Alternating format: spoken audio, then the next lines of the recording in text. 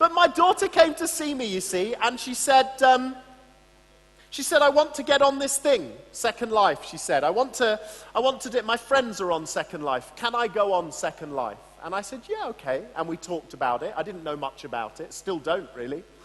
And I said, explain to me that it's this virtual world where you build a character and you live your life in Second Life, and they have currency, don't they? They have their own money, the Linden dollar, right? So she said, I'm going to earn money in Second Life so I can buy a house. By now, she's 14, by the way. Right? I said, really? She said, yes. I said, well, how are you going to earn money? She said, well, I'm going to work in a shop selling virtual clothes. Because you buy virtual clothes in Second Life. Otherwise, you walk around with no clothes on. And even for a pretend character, that's not nice. So, she said, I'm going to work in a shop selling clothes. I said, fair enough. And I left her to it. And a few weeks later, I went back to see her and I said, how are you doing on Second Life? And she said, great. I said, did you get a job?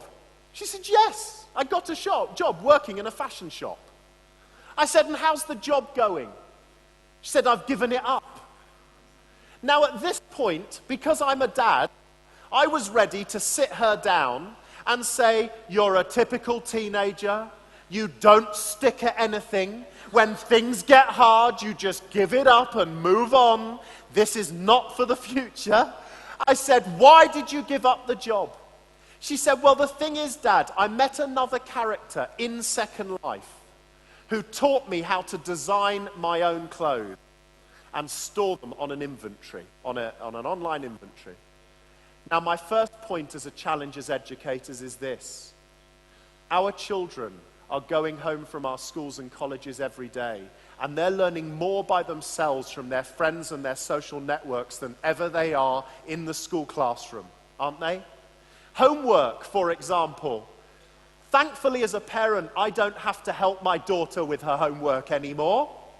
And we know our students go home when they're set homework, and the first thing they do is they go on Twitter. This is my homework. Who knows the answer? So how do we as an education system respect and understand this? Our kids are sophisticated consumers. They don't need to wait for us to teach them stuff anymore. They go find it on the net themselves. They make relationships. They build friendships. They learn from each other. So my daughter learned how to design clothes on Second Life. I said, well, that's interesting. So what happened? She said, well, then I met somebody else because I thought to myself, my clothes were better than the clothes I was selling. I said, oh yeah. She said, so what I thought would be really great would be if I could open my own shop. I said, well. She said, so I went to speak to a virtual real estate agent. And they found me an empty shop. And she said, I haven't had enough money saved up from my job in Second Life to pay for 3 months of rent on my shop. So I signed a lease and I have a shop of my own. She's 14. So I said, wow. Anyway, I went away and forgot about it for a while, came back a month or so later, and I said, how's it going on Second Life? She said, amazing. I said, how's your shop? She said, amazing. Do you want to see it? I said, I'd love to. So we went on to Second Life. Now, for those of you that have used Second Life, you'll know you fly everywhere. It's lovely. You don't have to catch a bus or a train or get in a car. Last night, it took me 2.5 hours to fly from England here. On Second Life, I could be in Madrid within 5 seconds, because you fly. So here's another challenge, you see. Our children are the on-demand generation, whether we like it or not. They don't need to wait for anything, do they? They can have it now. Now, whether we like it or not is almost irrelevant, because that's how they think. So, my daughter, she goes online and she's talking to these people. She's got her shop. And she takes me to see now her new shop, because now she's not got the same shop anymore, I think.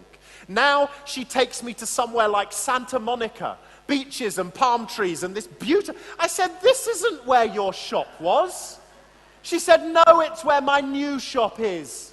I said, what happened to your old shop? She said, I've still got my old shop. She said, but I was making so much money that I went to see a financial consultant. She's 14. And the financial consultant told me that what I needed to do was invest my profits in another shop. So I did. I said, well, who's running your first shop? She said, well, I've been to the virtual employment agency. And I've hired a couple of people, and I've trained them, and they're running my first shop for me. Now, by now, my jaw is on the floor. And then she said, but Dad, the best bit is yesterday I signed a contract on a third shop in virtual London. Now, apparently, according to my daughter's maths teacher, my daughter is rubbish at math. She's rubbish at the syllabus. Do not tell me she's rubbish at math. And that's a challenge for us, isn't it? Because the assumptions of the way things have always been have now changed. The way we've always lived have changed.